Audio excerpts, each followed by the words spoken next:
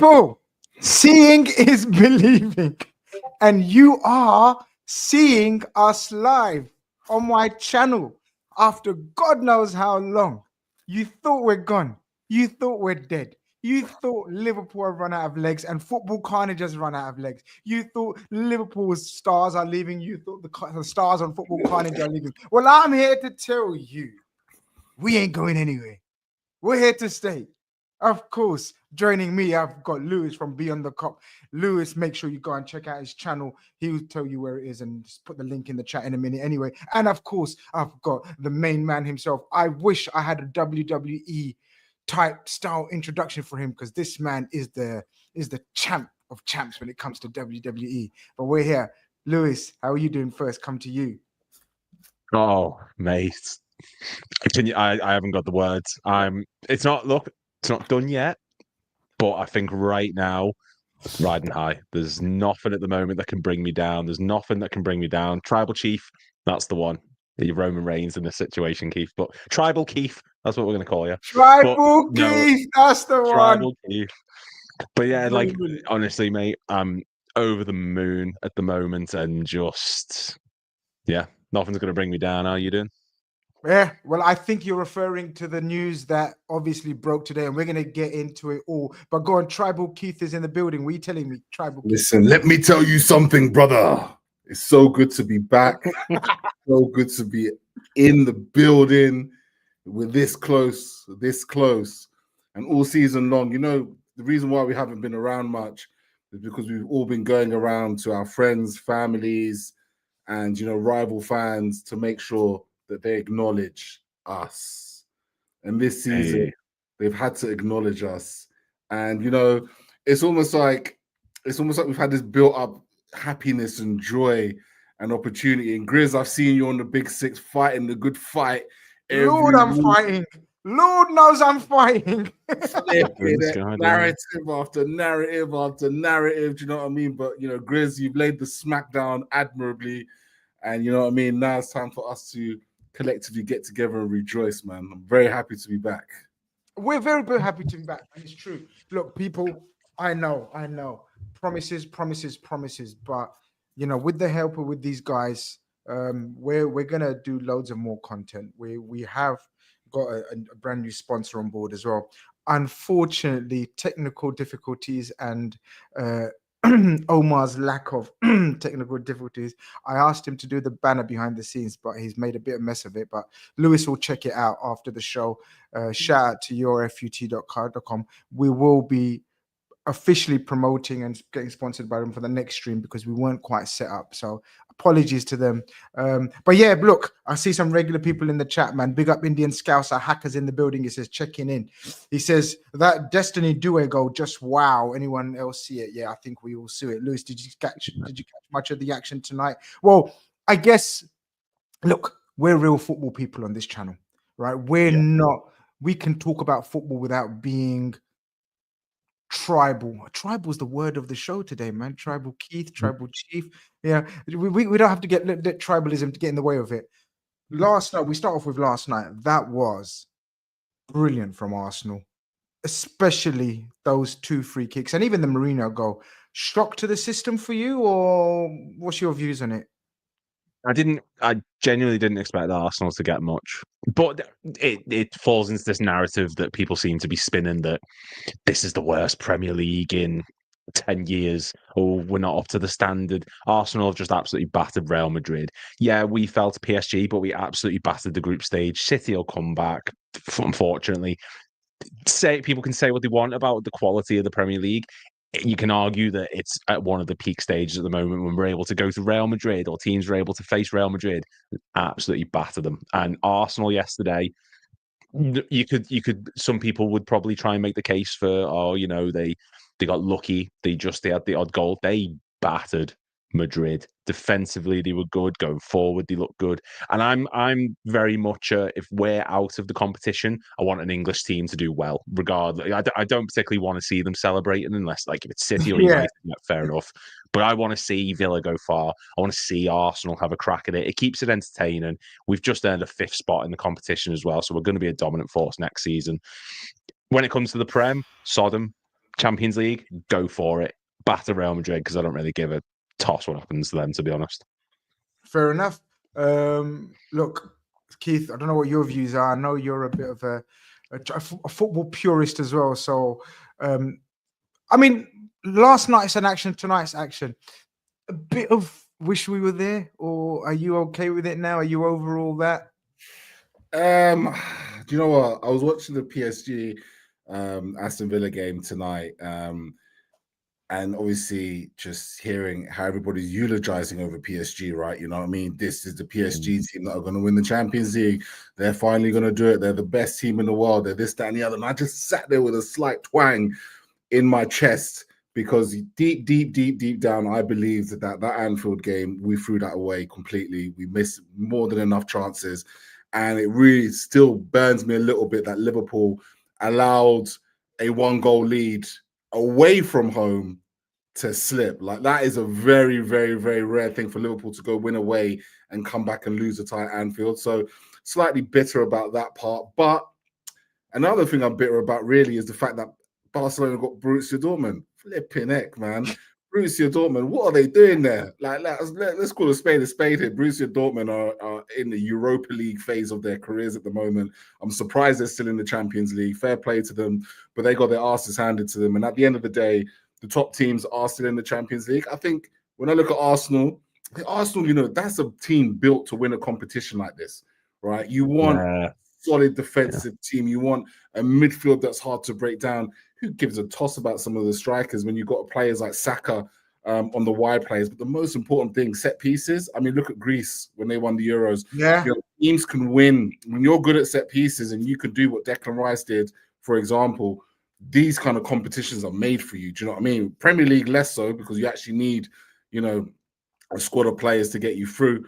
But, you know, big up to Arsenal. Very happy to see Real Madrid, who, again, another team, in my opinion, they've been coasting with the we're Real Madrid.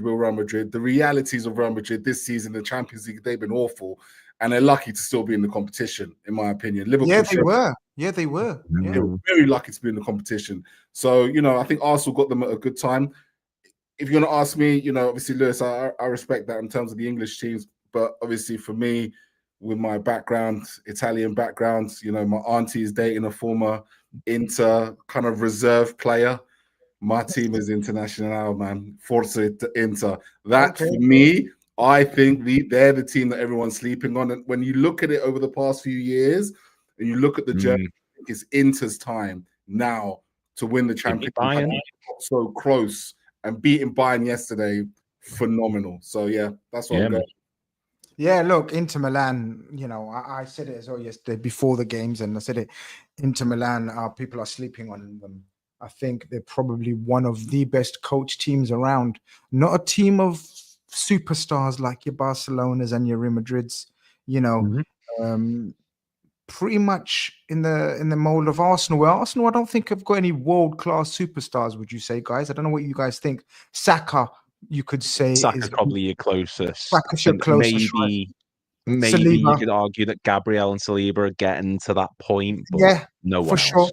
For sure. But it, very much like Inter Milan, where Inter Milan are not made up of any like mega superstars. Lautaro Martinez is probably the closest.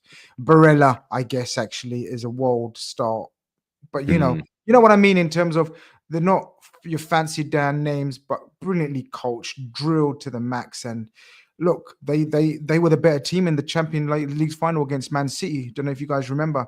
They were the better team. They were the better team, and I think they're going to come strong again this year. It's obviously, you know, Bayern Munich are a fantastic outfit, but I think they thoroughly deserved their win. I mean, you expect them to go through now, I guess, in that tie.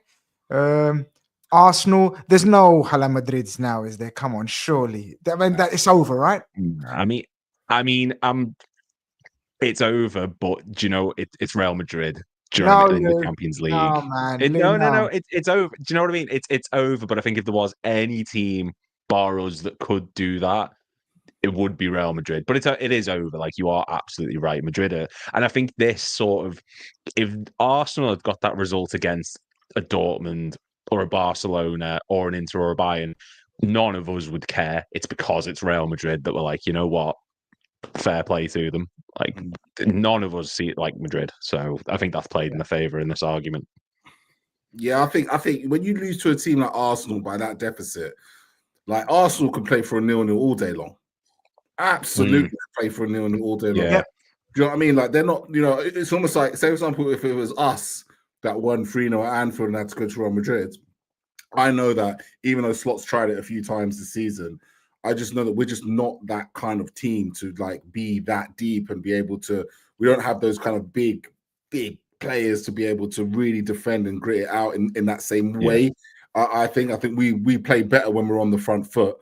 So I just think Arsenal are built to go out there and reduce Madrid to nothing. Saying that, I did watch the Copa del Rey, that flipping game between Real Madrid and Sociedad, where literally Sociedad were in front again and again and again and still managed to get knocked out.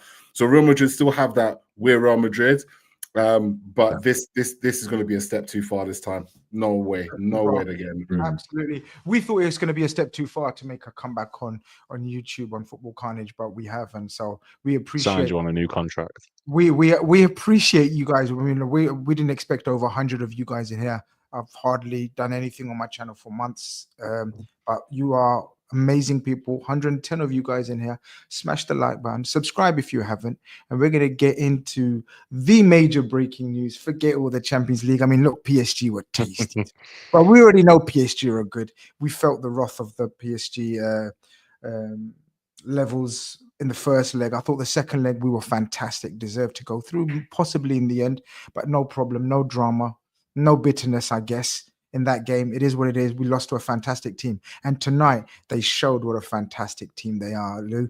That was scintillating stuff. Villa took the lead, let's not forget, and then PSG persisted with this sublime level of interchangeable midfielders stroke attackers all rolled into one.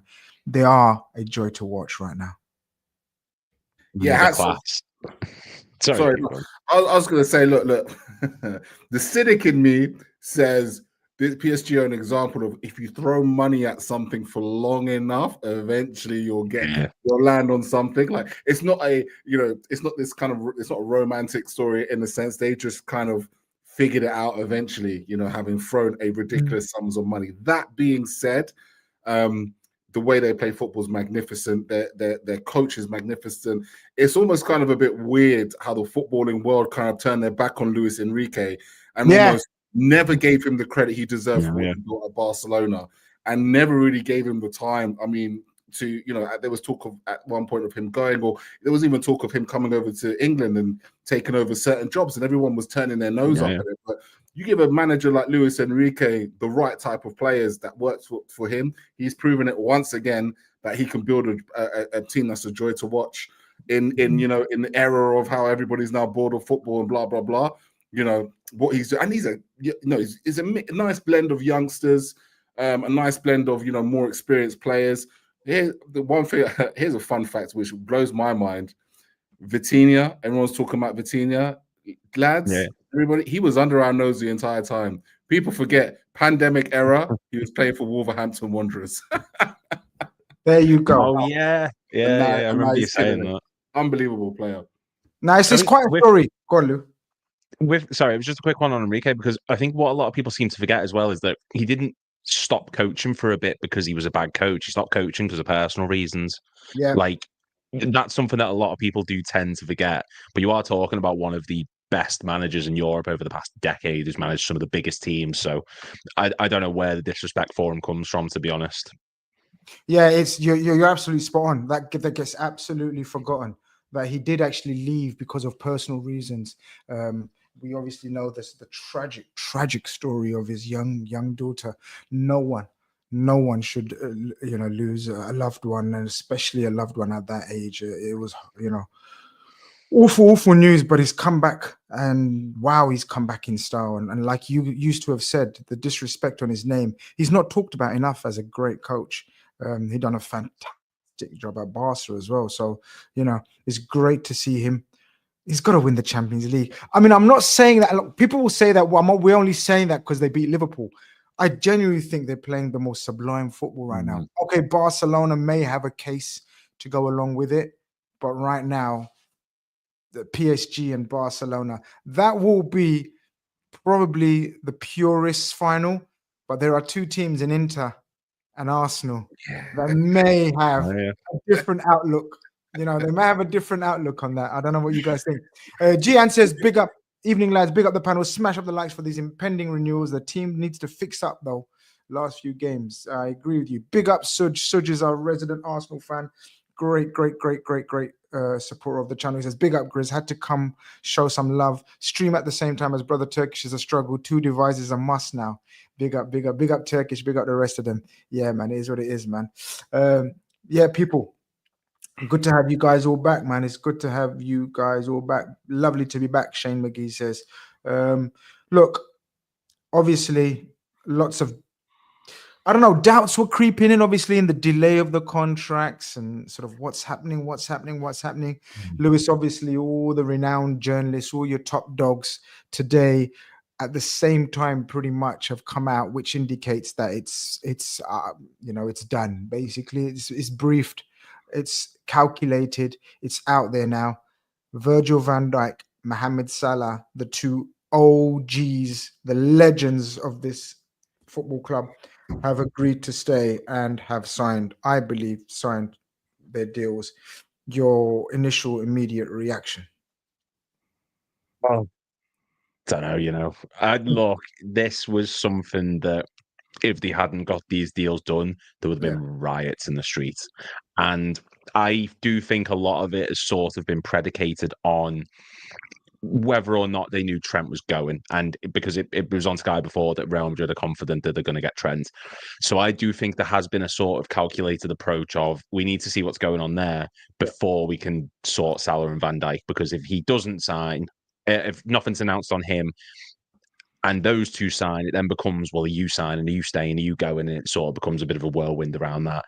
There's looking back, or after all the Trent drama, after all the issues with them, saying that these two now are signing contracts is the perfect way of sort of cleansing your palate of all that drama and negativity. And the fact that it was even up for those two forced the issue. From day one, they came out and said, we want to stay. We love this club. We've got no intentions to move on. And their performances on the pitch absolutely forced Liverpool's hand. And I do feel like going into this season, there was a discussion in the back where they were saying, look, these two might not be to the level anymore. Maybe we do need to consider letting them go. And they've absolutely stepped up and showed why they are two of the best in the history of this division, in the history of English football and top flight football dating to 1888. They have been unbelievable. And yeah, performances have dipped defensively at moments. But if there was no Van Dijk in that back four this season, who knows where we'd be. If there was no Mo Salah in that front line this season, God knows where we'd be. And they've absolutely smashed it. And I'm over the moon that these two people who understand the fabric of this team and this city more than someone who's grown up in this city, I'm so happy that they're both staying because they're the true legends of this club, not someone who's more concerned about his image and his online social media accounts than the actual club itself. Keith, your initial reaction to the news. We've got a super chat from Shane McGee, and I want to maybe sort of intertwine this conversation as well. Shane McGee, big up. He says, do we think Fowler saying the two were waiting to protect Trent? Feels like there's some truth to it. So it's kind of, I don't know what you guys think about the timing. So obviously the news about Trent and him having made his decision came out, and then pretty much a week later, this comes out, which kind of indicates, like Lou's saying and Shane's suggesting, that maybe that they were waiting on Trent, giving him as much time as possible to change his mind instead, and then didn't want to announce, because these two, it pretty much looks like they were always going to get done. They were just kind of protecting Trent. Do you see it that way, or I don't know? Well, if we could add to that timeline, I would say that injury to Trent probably got Real Madrid's backup, in my opinion, because now they're thinking, wow, we're about to get an asset that we're going to be paying you a big signing on fee, and we're potentially paying you a big wage. We don't want to really, if you're going to come in injured, you know what I mean, that we, this is a sign that we need to put the pressure up on him. So him picking up that injury, for me, probably pushed Real Madrid to go even harder and quicker to get him to start making agreements. And then maybe, like you said before, the rest of the timelines kind of kicked into action where, you know, Trent has kind of said, look, I'm probably going to lean towards it, but not going to sign until the season's done. And then that gives Salah and Van Dijk free reign. I mean, the way Van Dijk was talking over the past week or so, kind of seemed to suggest that he'd already made his mind up and there'd been decisions. I did see something that made me laugh because someone was like, Salah must have signed his contract 6 weeks ago, judging by some of that performances now, you know what I mean?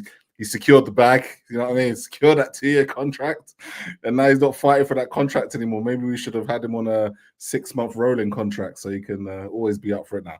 But, you know, I think everything that you said, Liz, I think, you know, culture for me is a massive thing. And I think for me, that's probably one of the most important things.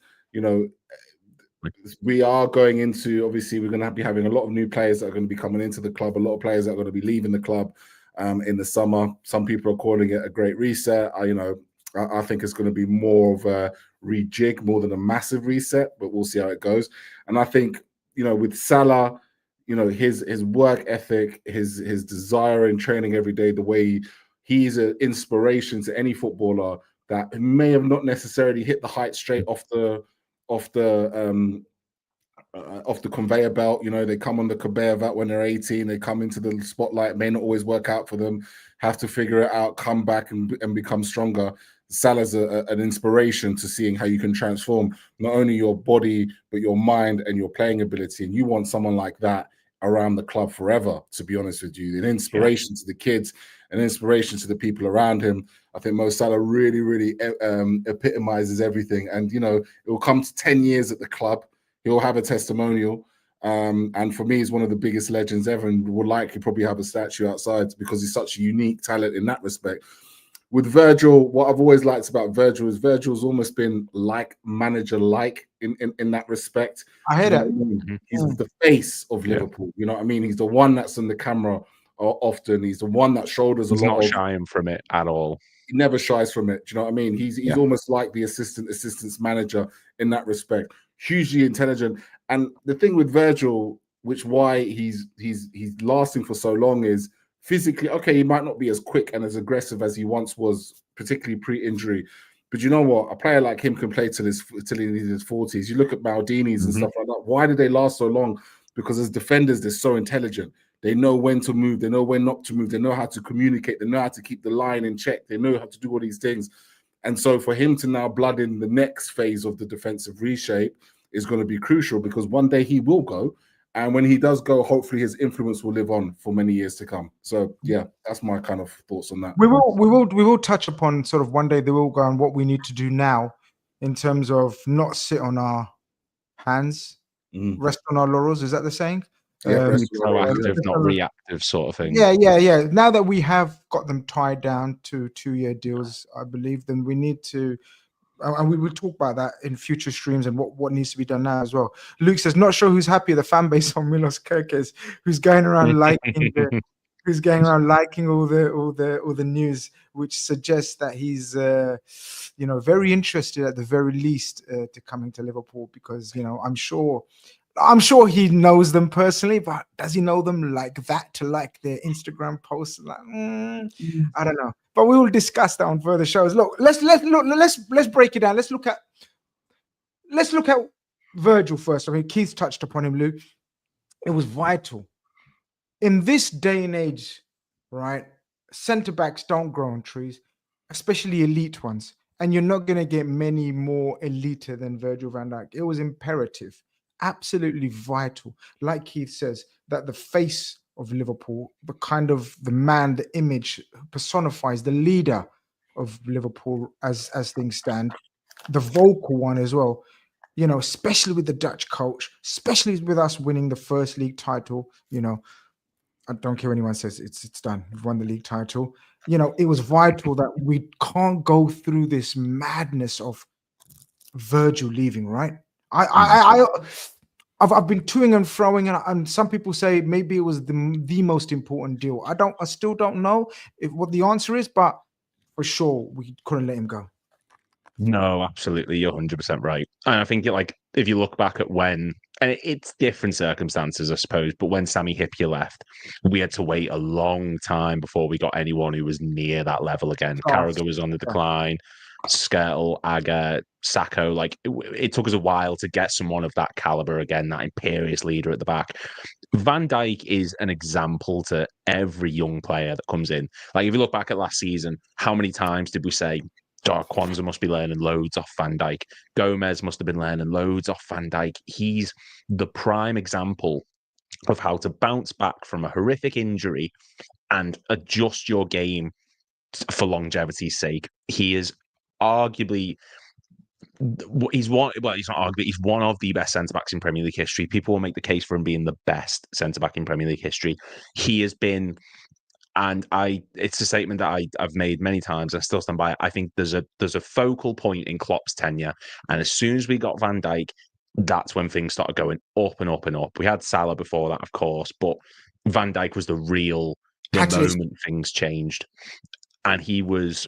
The thought of losing him, we already have so many points in this squad that we need to improve on, and we know there's areas we need to improve in. There's left back, there's right back, there's striker.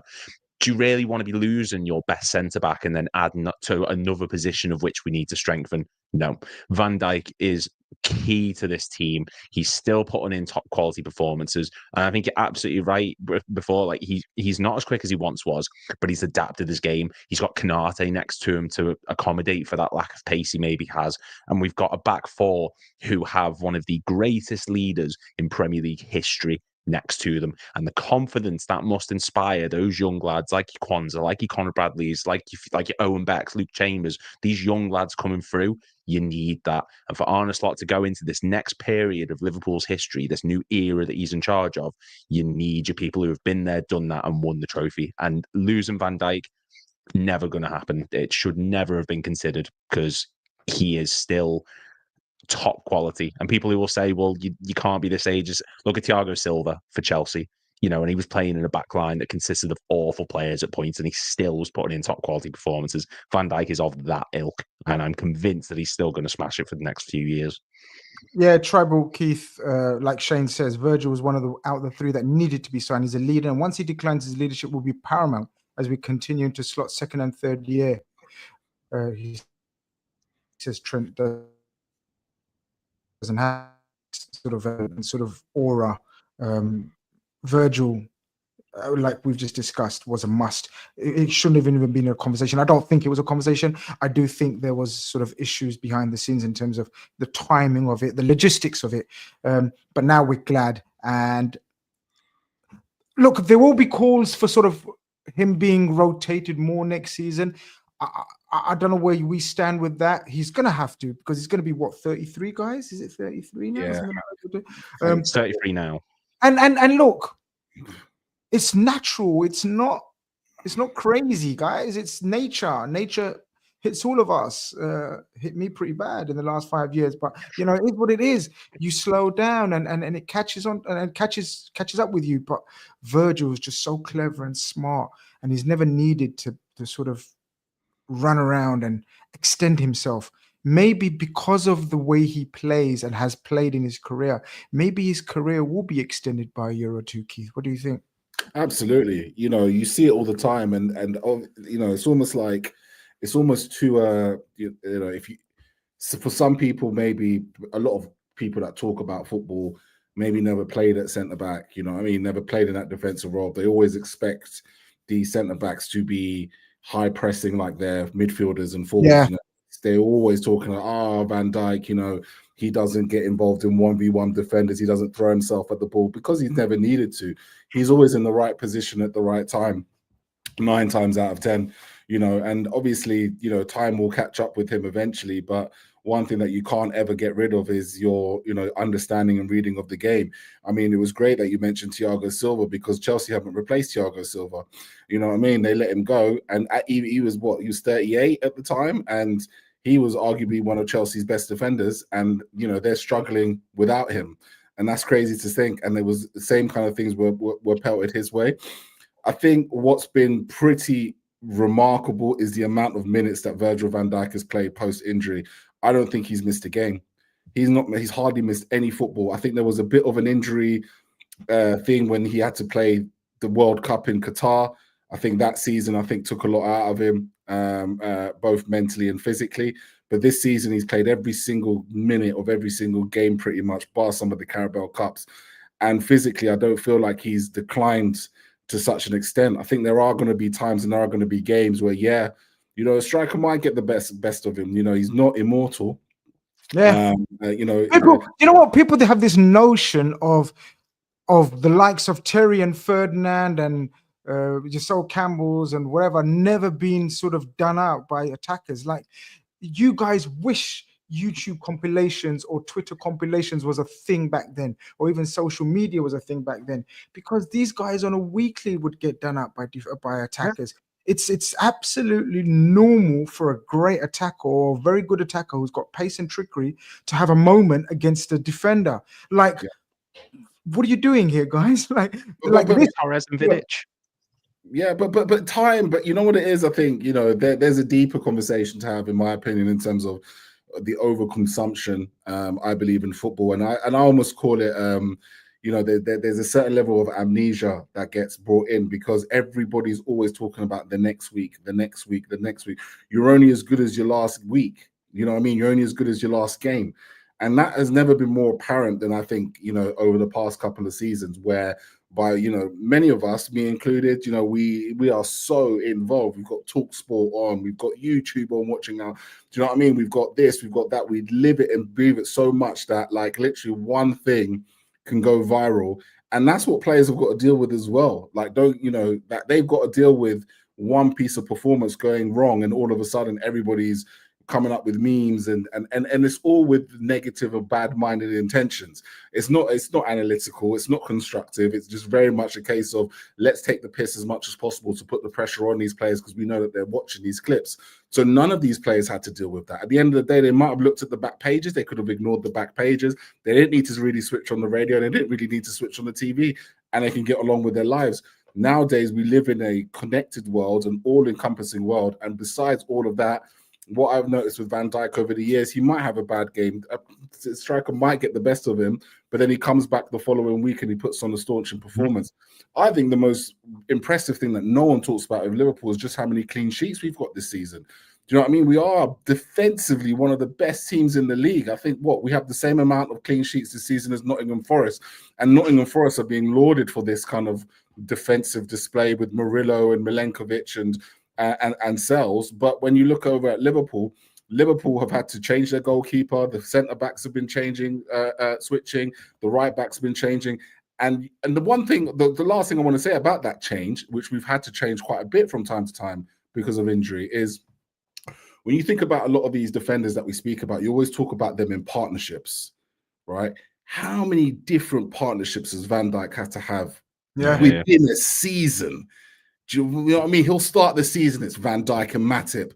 Then Matip breaks down. Then it's Van Dijk and Gomez. Do you know what I mean? And Gomez might break down. And Matip might come back. Do you know what I mean? Then Konate comes in.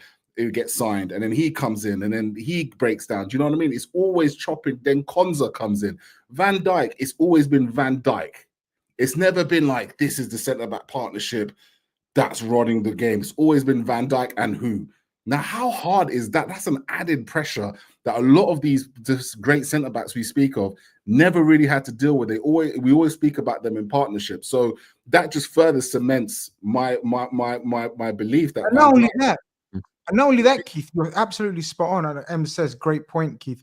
But not only that, guys, stylistically, Liverpool and Virgil, Liverpool and the back four play totally differently to the way Arsenal, for example, play, or how Man City play. We're asked to play pretty much on the halfway line, man v man.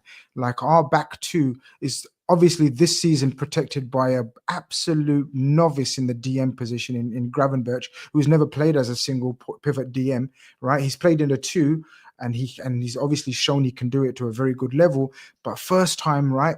And then we have attacking fullbacks. We've always had attacking fullbacks, whether it's Trent, Robertson, Tsimikas, Bradley, they're asked to go and attack.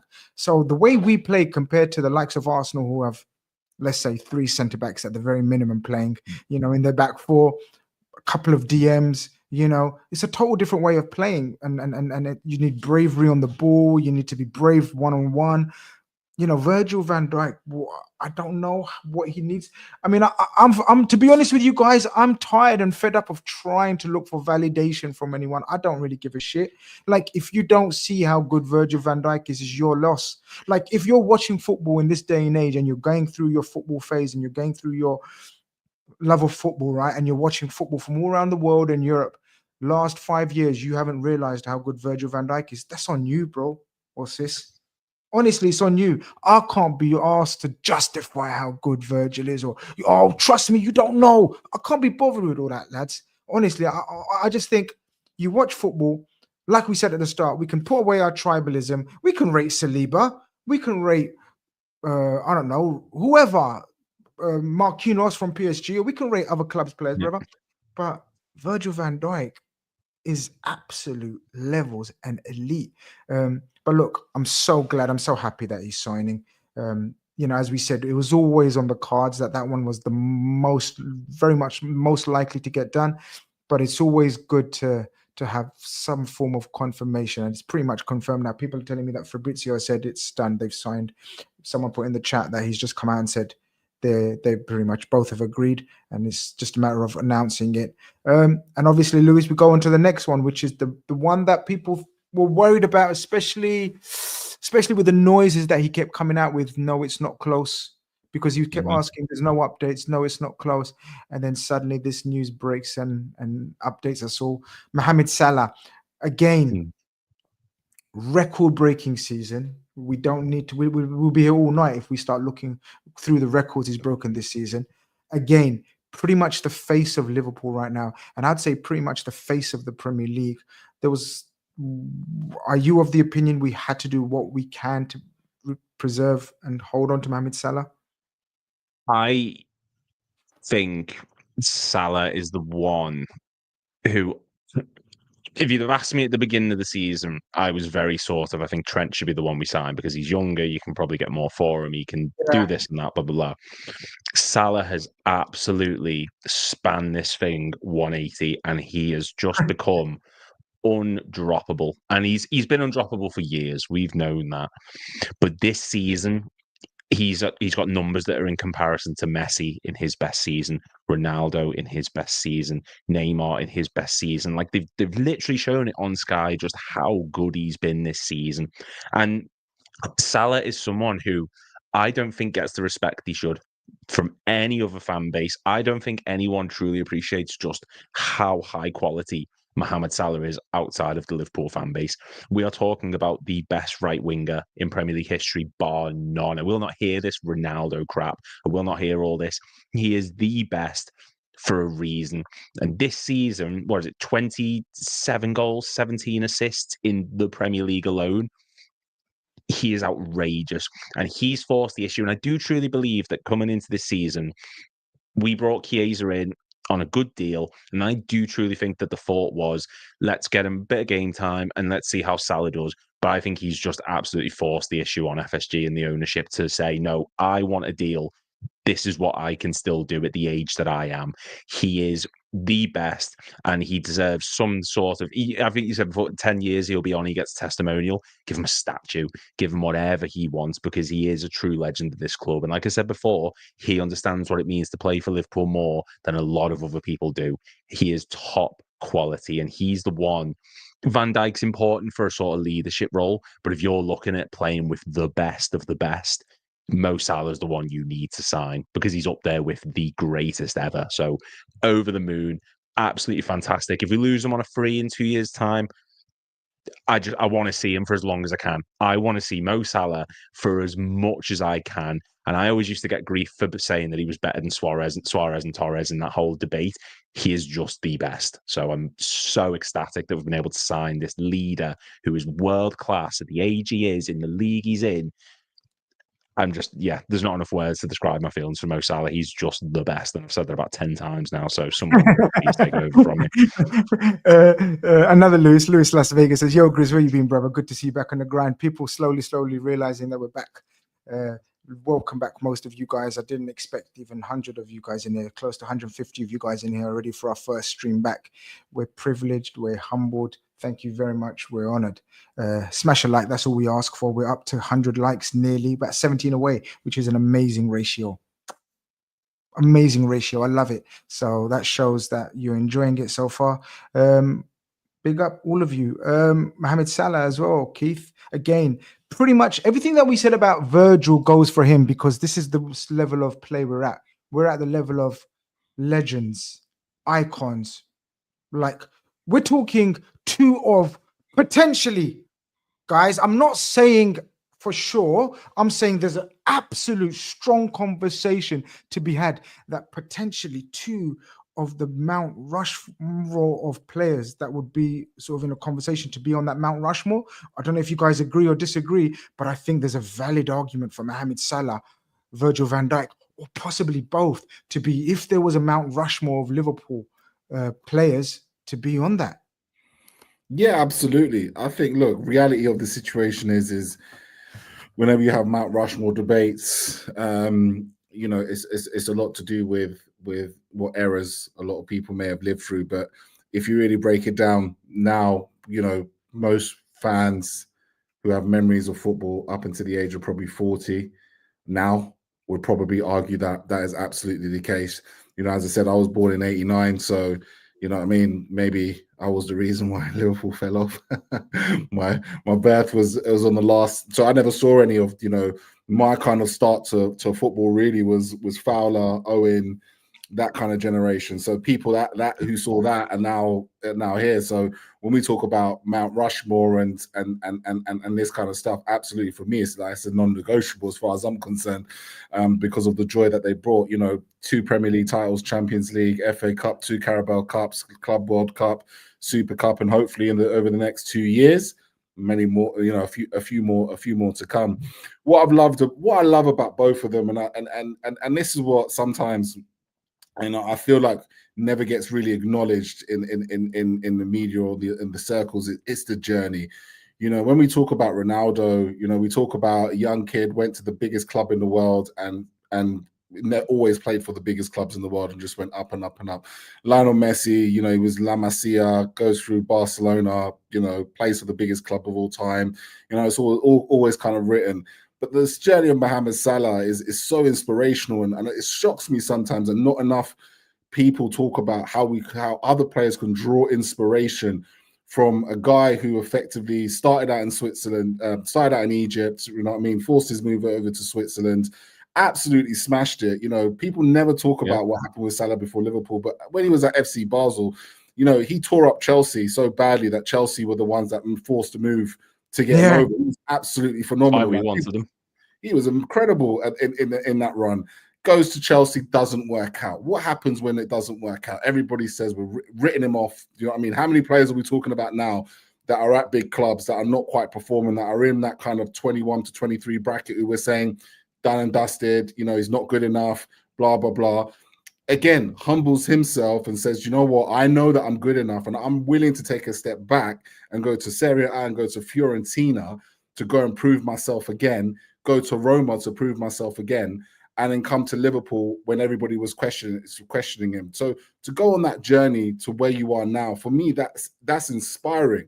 That should inspire the next group of players. And that's what makes it world-class, because you've got to have even more of a resilient mentality to believe in yourself so much and to and not say they fail, but maybe not live up to that standard, keep telling no, keep getting written off, and then come in there and then start putting up numbers that he's been putting up over the last 8 years at the club. For me, that's what sticks out so much, and that's what I love about the whole Mo Salah story.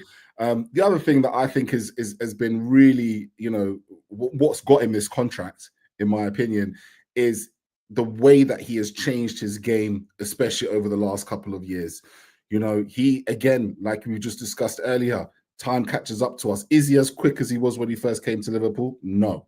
Right? Is he as, is he as sharp? Maybe necessarily. He's stacked up some muscle. Probably not. He's not the Salah that we bought is not the same Salah that we see today. But as a creative player, he is one of the best creators in world football today. The fact that he stands aloft with the assists, these assists are not, I pass it to the guy next to me and he taps it in. These assists are defense splitting passes, Travellas, you know what I mean? One-time cut through, you know, take out 10-man type of passes. You know, he developed that side of his game that people didn't even know that he had. We didn't buy him to do any of that. And so his adaptability is really what I think's earned him that particular contract. And most importantly, his consistency. And what I love the most is I kind of feel like it's a two-way street. A lot of people talk about Salah and say, oh, if it wasn't for Salah, you guys wouldn't be here. But something tells me that Salah has the mentality, actually, if it wasn't for Liverpool, I wouldn't be here. Yeah. And that's where I think the loyalty really comes from. I think he truly is loyal to us because we gave him the platform, we gave him the system, and we gave him the freedom to be able to express himself in ways that no other club were willing to do at that part of his career. He delivered, and I feel like he's repaying that loyalty back to us now. I mean, tribal. This is why they call you Tribal Keith, with a speech worthy of wooing any tribes that I know, man. I mean, I think you're spot on, bro. I think you're spot on, and the fact that he's been promised or offered wages that would quadruple or triple, okay, not quadruple, double his current wage, which is, let's say, circa 350 grand. You're talking, the man's refusing close to £1 million a week, guys. Like, this is the loyalty he is shown Liverpool. And don't get it twisted. Don't let any Tom, Dick, and Harry tell you that, no one was willing to pay for Salah, no one wants to buy Salah. Ha. Every club knew that he has no intention of leaving Liverpool. And hence, that's why there was no rumor circulating around Virgil and Salah, because they made it very clear to any team or any coach, any team, coach, agent that made proposal to them. Thank you, love for the love and that, but this is my club, this is our club, and our first intention is to stay here and make it work. And that's brilliant to feel and know, isn't it, Lou? Like, every team has stars, but when you got stars that love your club as much as you love them, then that love and that two-way love, come on, there's no better feeling when the person you love loves you as much as you love them. You get what I'm saying? Yeah. Oh no, I'm 100%. And for years and years, we have felt at points like a bit of a stepping stone to bigger things. We have become the destination, not the journey. People want to come here, and I think he's absolutely spot on in what he's saying. Like, it's not so much that. It's not that we don't need Trent. We've not made Salah. We've not made him into this world-class star, but he's always had the ability in him. But I think he is so grateful for what we've done for him. And I don't think he would have got this love at any other fan base. People would have been so quick to move him out the door. He dipped a couple seasons ago when he came back from AFCON. You couldn't have done that at a different club, at a City or a Chelsea or an Arsenal, because they'd have just eaten you alive and threw you out the door. We are a loyal fan base. And Salah has shown time and time and time again, he's rewarded us for bringing him in. And I know it sounds a bit of a daft way of saying it, but he's done so much for us and we've done so much for him. And the fact that it's a world-class player who is one of the greatest ever, who's decided, no, I want to stick to this club, despite he could have gone to Saudi and made more money than anyone will make in their lifetime. He could have gone to PSG like he was being linked a few months ago. He could have gone to Spain like he was a few years ago. He stuck it out, and he could have earned so much more money at all these other places. But loyalty matters in football. And as much as people will go, oh, well, you know, Steven Gerrard didn't win a Premier League title for all that loyalty he showed. Jamie Carragher didn't win one for showing all that loyalty. It doesn't matter, because he will be regarded so highly in our fan base more than a McManaman will, or a Trent will, or a Torres will, or a Suarez will, because he stayed with us no matter how good or bad things were.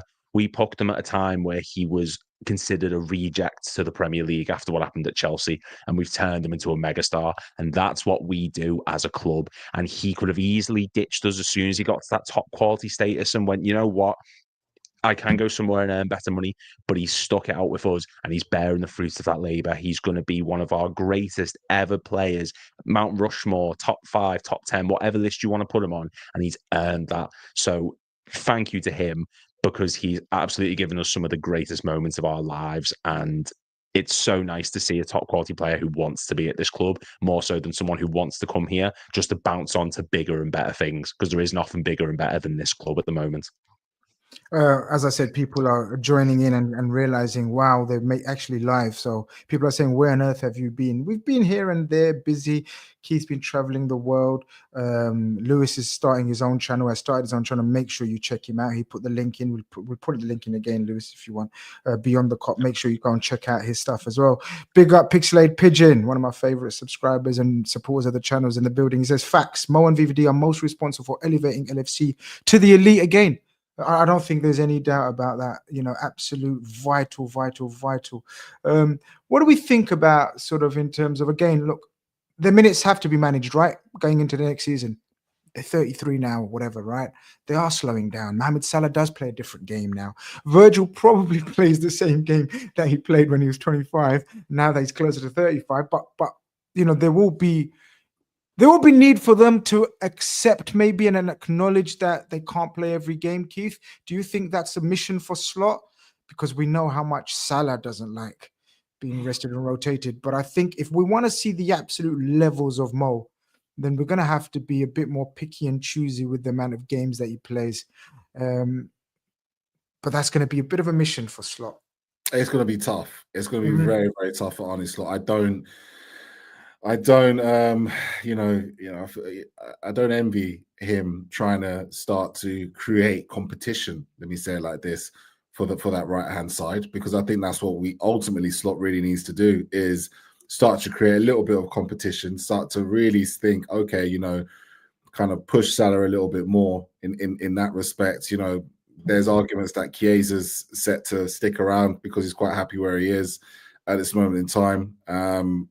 Again, if that's the case, then he's not really pushed him that hard this season. Maybe Chiesa can show us something next season, maybe. But, you know, it's going to be very, very challenging. Now, I think you're right. But then again, you know, it's just, you know, are we at a different phase in football these days? Because, you know, we could say that, but I'm pretty sure that Lewandowski is a couple of years older than Mohamed Salah.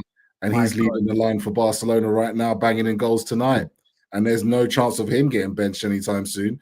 And he's playing with the next young crop of players. So is it a case of us looking for, you know, and so I'll carry on, you know, look at Harry Kane. Again, Harry Kane, similar age, leading the line. You know, the thing is, you know, God willing that he can continue to keep fit and healthy. But I think we are entering a new age where, particularly for certain types of world-class players, 33, 34, once was a graveyard shift, now might as well, it's the same as being 28, 29. So as much as we talk about, can we find the next, who can push Salah to be the next, should that be the focus right now? Or should the focus be on finding Salah's next partnerships, really? You know, we all know, you know, it's not quite worked out for Darwin Núñez, and I can't see him. I'll be very shocked if I see him still at the club in the summer. So, you know, who are we going to build as a partnership for him? Other areas of the pitch, maybe there's going to be conversations to be had as well. Who's going to maybe be a partnership with the 8 to challenge? Is it better to find someone to challenge Szoboszlai? Is it better to find someone to challenge someone on the left-hand side? Is it better to find a new centre forward than find someone to challenge Salah going into next season? Maybe we don't do much in that area. So, you know, you hope that Chiesa can push him a little bit, but I'll be very, very, very surprised. Don't get me wrong. The heights that he's hit this season is just ridiculous. But I'll still be very surprised if Salah still doesn't hit at least 20, 25 goals in all competitions and 10 to 20 assists in all competitions next season as well.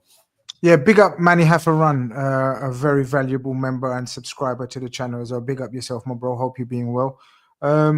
He says it definitely should be. Let's find the next, in my opinion, because this is going to be the challenge. And I tweeted something today, and I said it's amazing news that Virgil and Mo are staying, and we've got 2 years now. But the work to find their successors starts yesterday, Lou. Yeah. It has to have started already. never mind the summer. Not saying that we should have been assuming that they might leave, because we would have been confident, they were confident, but for sure the succession planning has to be in place, because this gives us time now, because we would have been panic stations. We know we need a left back. We know we probably need a right back, probably need a centre back, probably need at least one attacker. It would have been a monumental turnaround or turnaround of players if these two were set to leave. But now that they're set to stay, doesn't matter. We still need to be really, really active in finding their successors, isn't it? Yeah, absolutely. We can't rest on our laurels now. Like, we as a club are very good at being proactive rather than reactive. And I think if we had lost Salah and Van Dijk, it would have been DEFCON 5, hit the red button, bring in whoever. We just need to fill the gap now. And people expected a dip going into this season after Klopp left. Next season would have been an absolute pile of shit had Van Dijk and Salah had left. So you're absolutely right. We've got him here for 2 years. 2 years goes by quick. Like, 2 years ago, it feels like yesterday. We need to start bringing at the end of next season. At the end of next season, there'll be conversations. They're running into their last year of contract again. Exactly, literally, that's it. And you've got to bring people who can start to come in. And I don't know. It's interesting if it's going to be a case of Van Dijk does get dropped for the occasional Premier League game when someone's there. Salah does get dropped, or however they're going to do it. I'm curious to see how it works, but we do need to start future-proofing, because they're not going to be around forever. They've only just got into a point where they're going to be with us next season or close to. Can't rest on our laurels. You've got to find the next person, and they're never going to be Salah and Van Dijk quality. Let's just get that out of the way. We are going to dip when they do leave, because the two are the best. You're not going to find people to replace them like for like, but you do need people who can start to come in. Well, one question on that I have for you then is, bearing in mind this salary that they command, is would the question really be is that there will be no project for that next signing? That next signing is going to have to be the ready-made. You know what I mean? Liverpool going to have to dip into their pockets really to find that next replacement. I mean, yeah, it's interesting because I would like to say yes, but when we signed, just as an example, Thiago Alcantara, who I think everyone would agree at the time was not a signing that we would have usually made in this current model that we do. It doesn't seem like someone we'd normally sign. I can't see us going out and signing an absolute world beater, just because that's how I'm so... what's the word? I'm so programmed to just not expect it. I think we do need people who can hit the ground running. But if this is sort of going based on the track record of the ownership and these people who've brought in, that's just not their approach. I feel like they're going to sign someone cheap who they can develop into that player over the next 2 years, so that when Van Dijk does step back, someone's ready to jump in, not wait 2 years and then sign a world-class talent, or a year or so and then see how they get on. I'd like it, but I'm just not sort of programmed to that based on 10 to 15 years of track records in terms of the transfers the club make. It would be intriguing. Keith, you make a very good point and a very good question. Definitely. It's going to be intriguing to see how we approach finding the succession planning, the succession planning, especially in terms of the legends. Because like you say, like Lou said, we're not going to just replace them just like for like. We have to probably replace them with a couple of players each. We have to replace them as an accumulative, as opposed to just an individual like for like. You don't find Mohamed Salah's on the market just like that, or Virgil van Dijk's. And it's testimony to the nerds and the data analysts and the people that actually found them in the first place. So let's not underestimate their levels, because trust the process. Now we could be unearthing, and I'm excited to see how we unearth the next Virgil or Mohamed of that caliber, or players of that caliber. Exciting summer ahead in that sense, Keith, because look, I'd say a minimum, and people chopped my head off when I said 4, but I said as a minimum. So I think we need 4 to 6 players this summer. You walking with me there? Look, if FSG can give Brendan Rodgers the opportunity to sign 6 players straight off the bat, which remember he did, Lallana, Markovic, Lovren, those days. They're not. It's not. I don't think they. I think one thing about FSG, I don't think they've not had a track record of backing managers when they first come into the club. I mean, they, Good point. you know, they even backed King Kenny in January, which we never do, right? You know what I mean? And gave him Andy Carroll and Luis Suarez. So, you know, it's the FSG have a history. I think the gripe fans have is that, you know, they don't do it every transfer window. Once they've done it in the initial transfer window, we want 4 to 6 signings every summer, and then they'll give him the initial 4 to 6 signings, and then after that they kind of be like, right, cool, we might do 1 or 2 pieces of business here and there, but you got to work with what you get.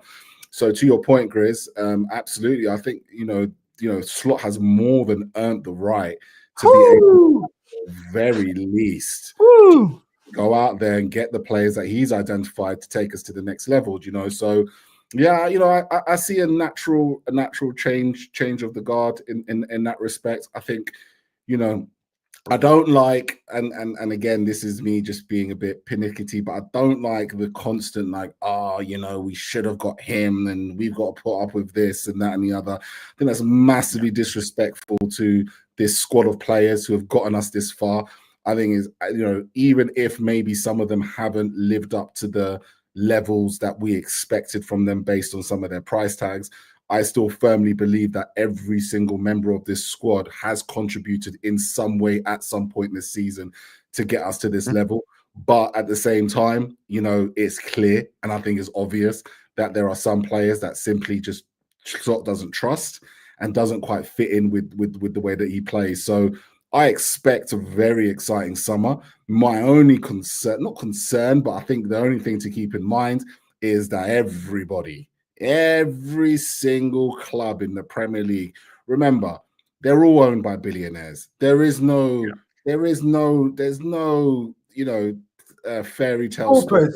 There's no paupers. There's no paupers. I mean, you know, I'm hearing, you know, Nuno should be Nuno that's manager of the season. Look what he's done with Nottingham Forest. With all due respect to Nottingham Forest, as respectable of what they've done has been, you know, they broke PSR rules to make sure that they had scored. They spent close to £400 million over the last 3 seasons to get to where they need to. Every single club in the Premier League is capable of spending 100 to 200 million pounds this summer.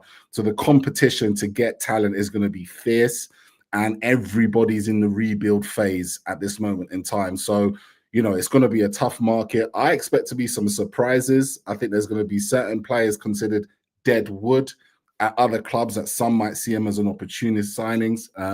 Don't sleep on that. So I think it's going to be a very, very, very busy summer. And if you like transfers and if you like talking about transfers, you're going to fill your boots this summer because there's going to be so many stories. I mean, Fabrizio and all them lot are going to be getting so many impressions.